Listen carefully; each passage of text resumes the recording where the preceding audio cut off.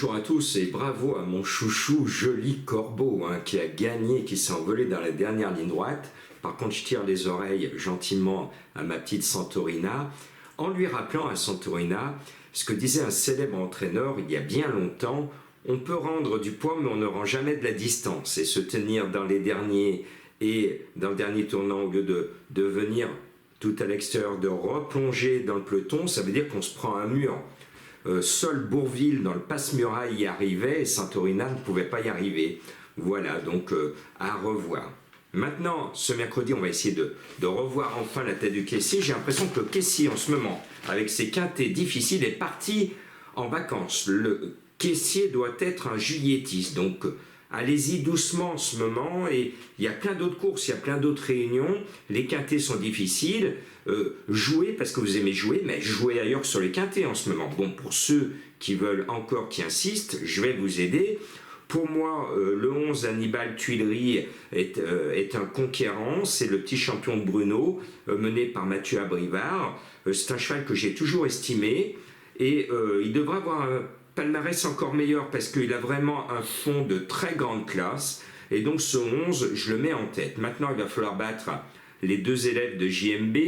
Là, c'est Darling qui est confié pour une fois à Ernaud, et avec qui JMB s'entend bien puisqu'ils ont un gros pourcentage de réussite avec eux. Donc excellent choix de JMB d'appeler cet excellent driver, donc je dis bravo. Donc le 1, j'y crois.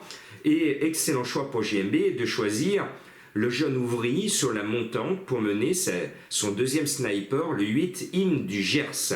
Maintenant, s'il reste sage, le 16 Fonzi d'Éripré peut faire quelque chose de pas mal. Il trouve son engagement de l'été.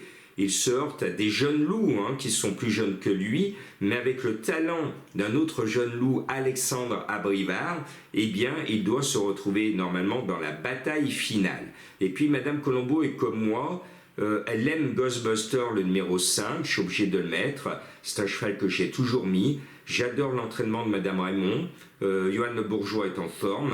Ça coche toutes les cases. Le cheval a été annoncé bizarrement à 17 contre 1. On y va.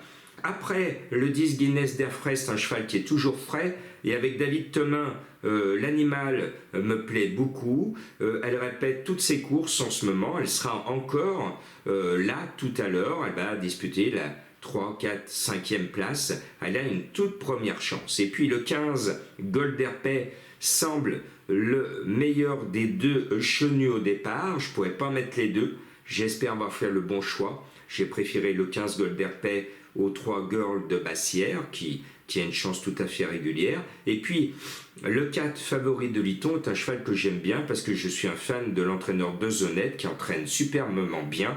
Et je le garde, pourquoi? Parce que la dernière fois qu'il a gagné, vous en souvenez, c'était un Black Friday, un vendredi soir, un quintet énorme, et Favori de Liton que j'avais mis ce soir-là avait gagné à pratiquement 40 contre 1.